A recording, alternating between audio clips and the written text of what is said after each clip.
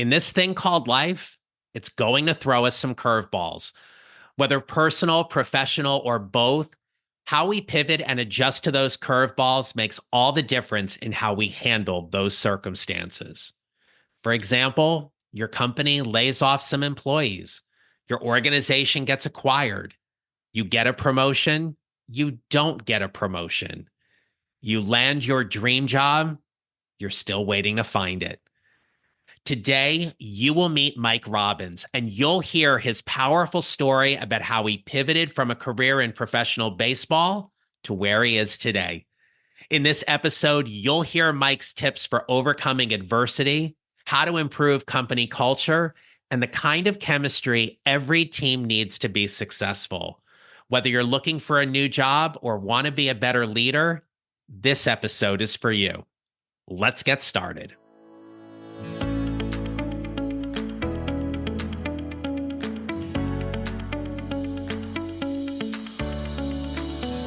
Hello, my friends. This is the Mid-Career GPS podcast, and I'm your host, John Nerrill. I help mid-career professionals like you find a job they love or love the job they have using my proven four-step formula. My guest today is Mike Robbins. Mike is a renowned keynote speaker, author, and leadership expert who's known for captivating audiences with his insights on team performance and company culture. His 5 books, including his latest, We're All in This Together, have made him a leading voice in the field, while his dynamic approach to public speaking has earned him accolades from some of the biggest organizations in the world. A former star baseball player, Mike transitioned from the sports field to the corporate world after an injury ended his career. He quickly rose through the ranks in sales and business development, eventually founding his own consulting firm in 2001. Since then, he has delivered keynote speeches and seminars to such organizations as Google, Microsoft, Airbnb, and Harvard University, showcasing his ability to resonate with everyone from corporate executives to college students. Mike blends relatable stories with actionable advice, making complex concepts accessible and inspiring for diverse audiences. Mike's work's been featured on NPR, ABC News, Fast Company, and the New York Times, as well as being a regular contributor to Forbes. I know you're going to enjoy this conversation, so let's get to it. Here is my conversation with Mike Robbins. Hey there, Mike. Welcome to the podcast. It's great to have you with us today. Yeah, thanks for having me. I appreciate it. Mike, you've got this interesting story, and I touched very briefly on it in the introduction, but would you please tell the listeners what was your mid-career moment? Well, I've had a couple careers, and my mid-career moment was actually the end of sort of my first career, if you will. I grew up, John, playing baseball, got drafted by the New York Yankees out of high school, didn't sign with the Yankees because I got a chance to play baseball in college at Stanford, and then got drafted out of Stanford by the Kansas City Royals and did sign a pro contract. As it happens in pro baseball, you have to go into the minor leagues. So I'm in the minor leagues with the Kansas City Royals, working my way up to the big leagues. Unfortunately for me, my third season, still in the minors, I went out to pitch one night, threw one pitch, tore ligaments in my elbow, blew my arm out. I was 23 years old at the time. I had started playing baseball when I was 7. 2 years, 3 surgeries later, I was forced to retire from baseball. I actually officially decided to retire on my 25th birthday, and I'm 50 now. So that was literally half my lifetime ago. Yeah. So that was kind of, a major mid-career, sort of not even midlife because I was still so young, but having spent 18 of the first 25 years of my life doing this one thing that I loved and was really good at, and then it ended, it was hard. And it sort of sent me into a couple different iterations of my career that within a not that long after, a few years later, I started, coaching and speaking and writing, which is what I've been doing for the last 23, almost 24 years now. But it was quite an ordeal, as you can imagine. What would 50-year-old Mike say to 25-year-old Mike who is retiring and putting his professional baseball dreams to rest because of an injury? Well, first of all, he would say, "Good job, man," because you were scared at 25.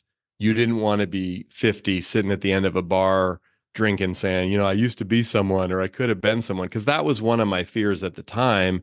As devastated as I was that my career ended, it was like, I don't want this to be the end for me. I don't want this to be the highlight of my life, even though I'm really sad that it didn't turn out the way I wanted it to. But I also think 50-year-old me would tell 25-year-old me, like, look, it's going to be bumpy for the next few years as you figure stuff out, but you're going to find something that's as exciting, if not more exciting than this, that you're going to get to do for a really long time. So just be excited about that. Does the organization at the Times, be it the Royals or Major League Baseball in general, are there any kind of supports or services in place for players who get injured and then find themselves outside of the organization? There may be now. There definitely wasn't then. And I have a feeling probably not. Look, when I got drafted in 95. I got hurt in 97. I was out of baseball in 98 and finally retired in early 99. So we're talking, it was a while ago. They were just starting to implement, like, we had like a sports psychologist or a mental skills coach, but it was weird and out there at the time. That's sort of every organization has that kind of stuff, and they have a lot more resources for mental health and other things. I don't believe that when players get released, especially at the minor league level, there's much support. In fact, it's interesting, John, you bring that up. The first book that I noodled on for a number of years that I wanted to write was a book basically called What Happens When You Don't Make It. And it was going to be my story of not making it to the big leagues, but it was going to really be for anybody who's had something they were really passionate about, whether it was sports or something else that didn't turn out, and then they had to pivot into something else. Again, it happens a lot in life in different contexts. It's not all that common that you're as young as I was doing that for such a long time, then to have it all of a sudden sort of abruptly come to an end. But it definitely taught me a lot of things that I'm grateful for and I bring into my work. And when I talk to people who go through, big pivots in their careers and big changes in their mid-career or their midlife, I don't know exactly what that path is for them because it's different than mine, but I had a pretty intense experience of that at a relatively young age. Yeah.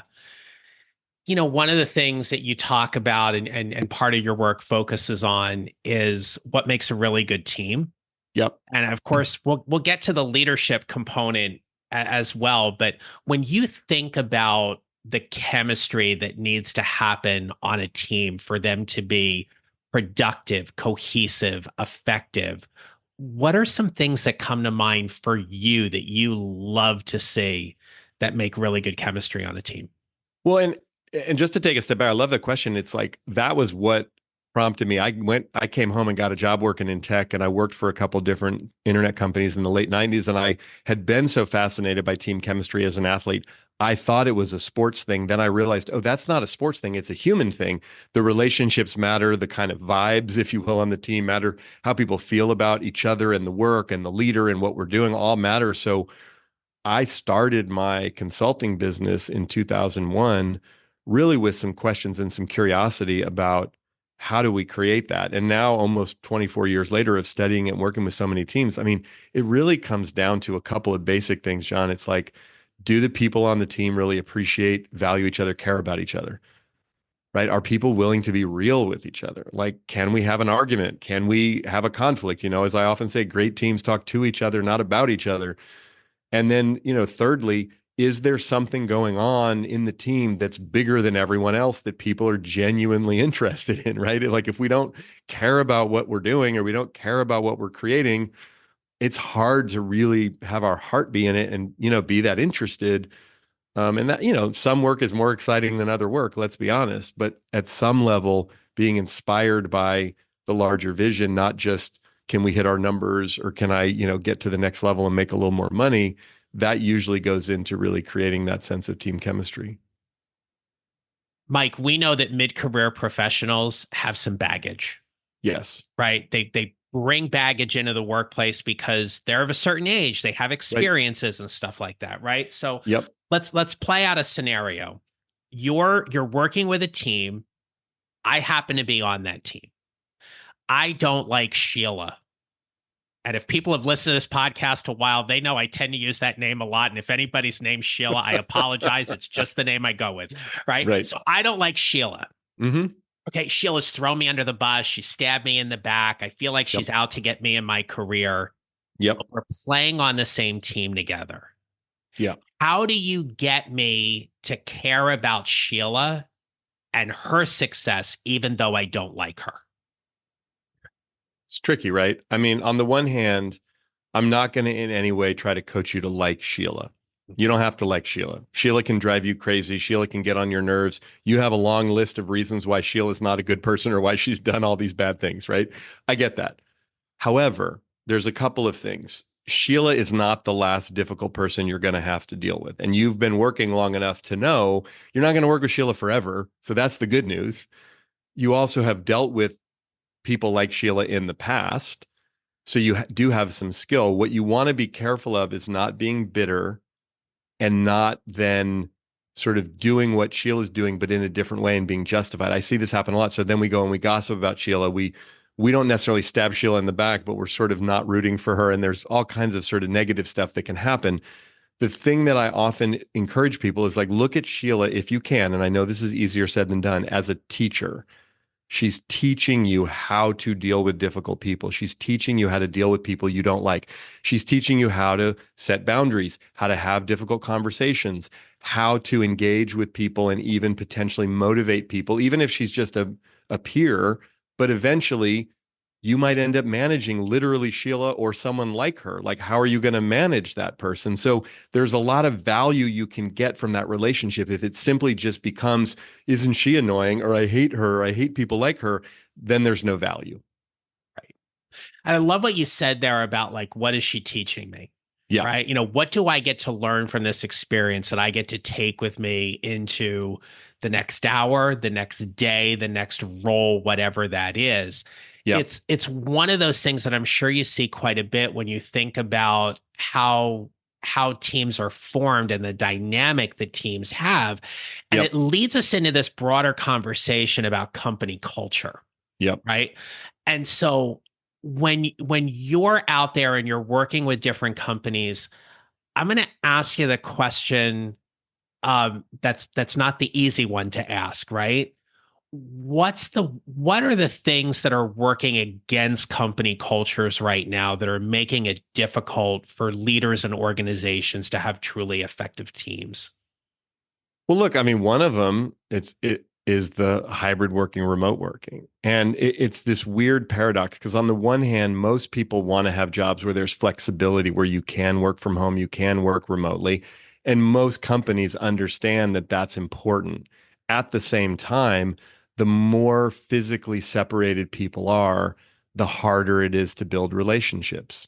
It just is. And I'm not here saying you have to go to the office every single day and get there at 8 and stay until 6 or no, that's not. I mean, we can do that and you can still have a miserable culture with everyone in the building, right? Yep. It's just if we're not, if you and I are teammates, John, and you live in Florida and I live in California, and the only way we communicate is on email or Slack or we see each other on Zoom, it's just going to be harder for us to build a relationship with each other than if we go into the office a few days a week and we see each other and we have some shared time together and we bump into each other in the lunchroom and in the parking lot. And, there's just going to be more unstructured time. Now, even in a pre-pandemic world, we weren't all working in the same office. But on the other side of COVID now, that's a big factor for so many leaders and teams is like, how do we do this thing where we're not all together and we're working at different times and it's sort of an asynchronous world? It's not a deal breaker. It's just like you have to work harder. A second thing that really gets in the way of culture is just the nature of life today, how busy we are, how fast paced it is, and how the reality is most people don't go work for a company for, decades and sort of stay there. People are moving around all the time, which is a function of, a good job market and also just the nature of technology and the way that we work. It does make it again, more tricky for us to really build and sustain culture and relationships over time. And then I would say the third piece is that we have, 4 generations in the workforce today. I mean, it's mostly, you know, Gen Xers and millennials and now some Gen Zers, but we still have some baby boomers, of course, and it runs the whole gambit. And so if you're, 63 years old and you're working with someone who's 23 years old, that's always been a pretty big chasm in terms of difference of generation, but it's pretty significant these days. And the way people think and the way people communicate and the way people work is vastly different. Even if we just go down to someone who's in their late 40s versus someone who's in their, early 30s, it's just a very different worldview. Are you tired of hearing crickets in your job search? Throughout my career, and especially in the last several years of my coaching business, I repeatedly see mid career professionals make mistakes that are simply holding them back from getting the job offers they desire. Do you want to avoid these mistakes? If so, I want you to grab a copy of my free guide, From Stuck to Success: 5 Mid-Career Mistakes to Avoid in Any Job Market. In this guide, you will learn how to leverage AI more effectively in your job applications, why job boards shouldn't be your only way to find a new job, how to generate more interest with hiring managers and recruiters, how to dig more deeply when researching a potential company or job, and why hope is not an effective job search strategy. You can get your free copy at my website at johnneral.com/freebies. Let me help you get unstuck and less frustrated in your job search. Now, let's get back to the episode. Mike, as we're talking toward the end of 2024, getting ready to head into 2025, what would you say are the main things leaders need to be focusing on to improve their company culture and, more importantly, improve their team's culture? I mean, look, I think investing in relationships, I think investing in well-being, physical well-being, mental, emotional well-being is important because it doesn't seem to me that things are slowing down anytime soon. And there's been so much enormous amount of change over the last 5 years. I mean, again, just think, here we are at the end of 2024. I mean, think of the end of 2019, right? Yeah.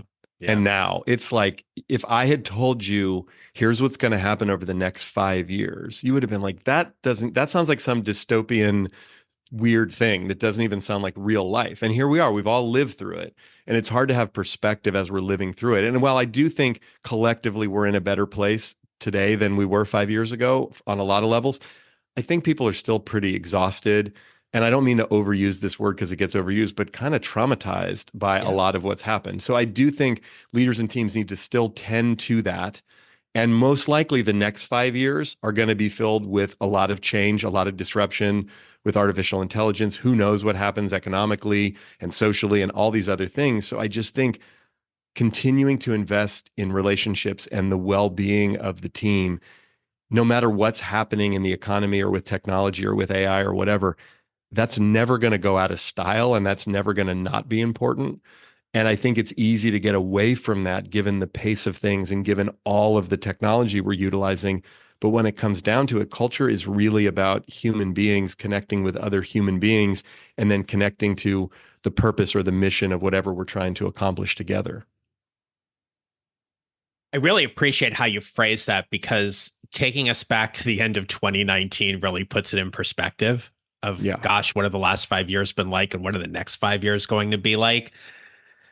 So all of the things that you've talked about, all of the things regarding team dynamics and leadership, I really wanted you to talk for a minute about a pain point that a lot of my clients are dealing with. And we're talking about mid-career professionals who are looking to level up. They want to get that senior level executive type role. Some have aspirations for C-suite. And one of the pieces of feedback that I hear from them, as well as from people who inquire about coaching, is they need to develop, and I'll do the air quotes here, their executive presence.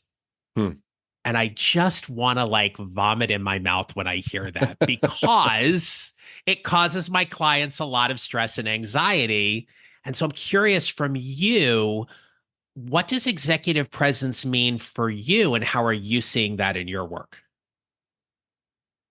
It's funny you say that because I do think, look, I think the concept, we all kind of know what that means, but it's this weird amorphous thing that's hard to articulate. It's hard to grasp onto. What does that really mean? I actually think of that more in terms of confidence, and I don't mean to oversimplify it. Mhm. But over the years, John, and look, I mean, I live in the San Francisco Bay Area near Silicon Valley.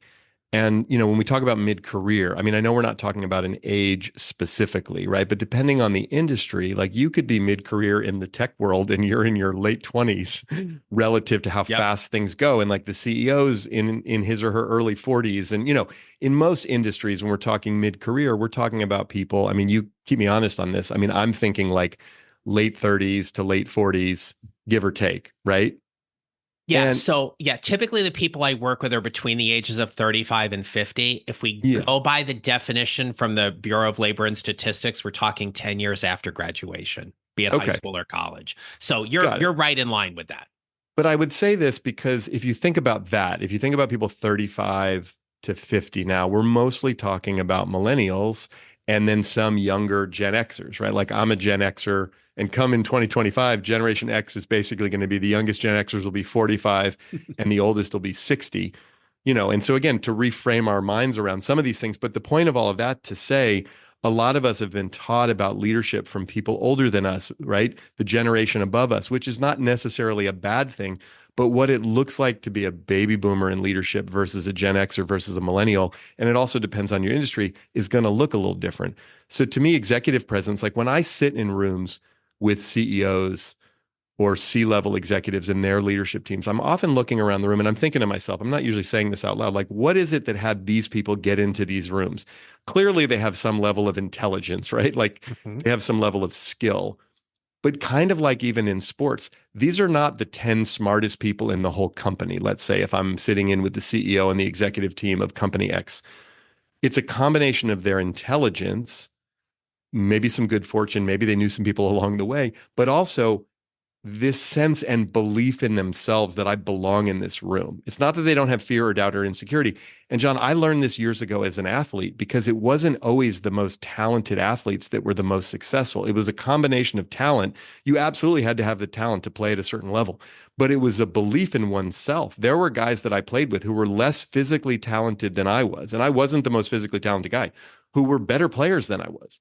They would go out and they would perform better because they believed, hey, I belong here. Give me the ball kind of thing. And then there were guys that were way less talented than I was who weren't as good as I was, which didn't make sense because I'd look at him and go, he's 6'4" and he throws 95 miles an hour. Why isn't he doing better? Because if I were 6'4" and threw 95 miles an hour, I think I would be better. So I say that in the context of a lot of times when I'm coaching people like you are in that mid-career place or when they're thinking, I need to expand my executive presence. How do I get to, I'm a director, I want to be a senior director, or I want to be a VP. And there's not a lot of difference between the director and the VP in terms of intelligence, in terms of skill. There is a difference in terms of mindset. And that's really the work around the executive presence is more about not an arrogance, not a like, I'm the smartest person in the room thing, but just like, I believe that I can be at that level, even if it makes me a little nervous. So for someone who's listening, Mike, who really resonates with everything you just said, and I'm right there with you on this. Aside from hiring a coach to really help them build that executive presence and the mindset to help them get there, what would you offer them to put in their toolkit to help them at least take a step toward that next level or that next position? I mean, I think hiring a coach is great. I think there's lots of great books and resources out there, clearly. I mean, I think getting direct mentorship from someone that you trust, who's in that role, who's 5 years, 10 years down the road further than you, who you can really be real with and they can be real with you is super important. Another thing that you can do in the reverse is sort of turn around and think about yourself 10 years ago. Like you asked me the question, right? Of like, what would 50-year-old me say to 25-year-old me? It's like, well, what would current you say to 10 years ago you that you now know over the last 10 years of your career? You've built your career to this point from where you were.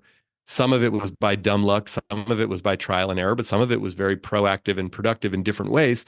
The same is true and could be true over the next 5 or 10 years of your career if you're willing to look at it that way. You know what I mean? And so I think we have more wisdom, I think, sometimes than we realize. We take for granted some of the things that we've accomplished or that we've done. If you turn around and look backwards and go, well, what have I overcome? What job did I take that I didn't think I was quite qualified for yet? And then I figured it out. What was I scared to do, but I did it anyway? And now it's like no big deal. We kind of forget, and I think those are important things to remember. I think that's really good. And it's really good advice for people to just kind of take and run with in that regard, especially around the mentorship piece, which, sometimes people have a little trouble asking for that, but that's such a really valuable relationship, more so than ever. Yeah. We're going to start wrapping up here in a moment, but I'd be remiss if I didn't ask you this. So heading into 2025, what are two or three leadership qualities you believe leaders are going to absolutely need to demonstrate in the new year for them to be more effective? I mean, first one I think is just a level of nimbleness and flexibility. The world is changing rapidly. I mean, look, everyone's talking about artificial intelligence. I was at a conference about a year ago, John, and one of the founders of ChatGPT was there, and he basically said, this was a year ago now, but he said, we're like in 1990 of the internet with artificial intelligence. Like this, we're in the early stages. So whatever this thing is going to ultimately look like and how it's going to change the way we work and the way we live, some of us who are even in the at the epicenter of creating it, we don't even know what that looks like. So I think for leaders, it's just being flexible to know the world's going to change a lot this year and in the coming years. And just, can we be open to that? Secondly, I think back to what I was saying earlier, just like continuing to invest in our own well-being and our relationships with people, like being really people focused and people centered. I mean, that's always been an important aspect of leadership, but I think just the nature of the way we work and all of the remote and hybrid working, like that's not going to change and go away necessarily. So like, how do we develop those skills that allow us to connect with people, whether we're in person, whether we're on Zoom, and all the different platforms that we use? And then the third thing, I still think that, cultural awareness and cultural intelligence is so important. The world's getting smaller. We're doing business more globally with people from all different walks of life and backgrounds. And even if we're just dealing with people right here at home, having some awareness of differences and different generations and different mindsets and different backgrounds. I mean, it's just the way of the world these days. And it's okay to not know, by the way. It's okay to say the wrong thing or ask the embarrassing question, like, I don't know how to talk about that thing, or I don't know what that means. But I just think people appreciate an openness and a vulnerability around that. And some of the leaders I work with now that get that really have a leg up. Yeah, that's really well said. I've asked that question quite a bit. I've never heard anybody use the phrase nimbleness, and I think that's so good. So thank you for offering that to us today. Mike, as we start wrapping up, what advice would you give everyone who's listening here? What advice would you give them to build their mid-career GPS? Look, I think when you get to the middle point of your career, the good news is you know yourself better than hopefully you did at the beginning of your career. And I think it's about being real with yourself. Maybe you want to pivot in a different direction. Maybe you're not where you thought you would be and you're disappointed about that. That's okay. Like, if we can't own it, we can't change it. So I do think being real with ourselves, being real with the people around us, whether it's a coach or a mentor or a therapist or whoever, but just like our spouse, our friends, the people we're really talking to, like being real about how we feel and what we want. Because I think sometimes as we move along in our career, we start to give up on certain goals and dreams and thinking like, oh, that's not going to happen for me, or it's too late or whatever. But like, I don't think that's necessarily true. I was just thinking about that this morning myself, actually. What are some of my goals and aspirations for this next decade of my life? So I think it's really important that we keep dreaming and we keep hoping and we keep having those goals, even if some of them seem unattainable, but that's part of what motivates us to keep going. Yeah, it's really good. Yeah, I think if we stop dreaming, we stop living, right? So Exactly. yeah. Mike, I've enjoyed this conversation so much, and I'm sure the listeners have as well. If they want to connect with you, learn more about you, I'm going to turn the mic over to you. Tell us all the good things where people can find you. Oh, well, I'm on all the social platforms, pretty easy to find there. But best place to connect with me and learn more about my work is at our website, which is mike-robbins.com. Great. And tell us about your most recent book. Yeah, the most recent one is We're All in This Together. It came out a few years back, and then I wrote a revised forward to it as it came out in paperback. But it's really about, leveraging our leadership capabilities, but also really engaging the people around us to be the best team possible. A lot of things you and I were touching on during this conversation. That's really good. I will make sure all of your contact information is in the show notes. Mike, thanks for being a great guest on the Mid-Career GPS podcast. Thanks for having me. All right, my friends, if there's one takeaway or one homework assignment, if you will, from this episode, it's this. You can do this wherever you are. If you're washing dishes, running, pay attention while you're driving, and pay attention while you're running as well. But you can think about this. What would you say to yourself if you were talking to yourself 10 years ago or 20 years ago? What would be the advice you would give them? What have you learned or processed or reflected on? And how does that conversation fuel whatever is next? That's a big component to building your mid-career GPS. And I'm glad you were with Mike and me today to be a part of that, to help you build that next part of wherever that roadmap's going to take you. So until next time, my friends, remember this. You'll build your mid-career GPS 1 mile or 1 step at a time, and how you show up matters. Make it a great rest of your day.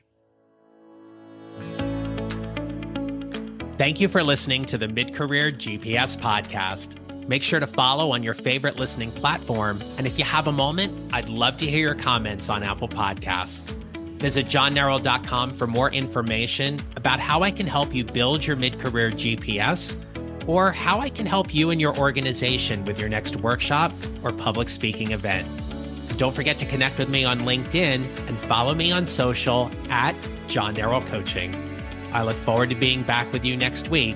Until then, take care, and remember, how we show up matters.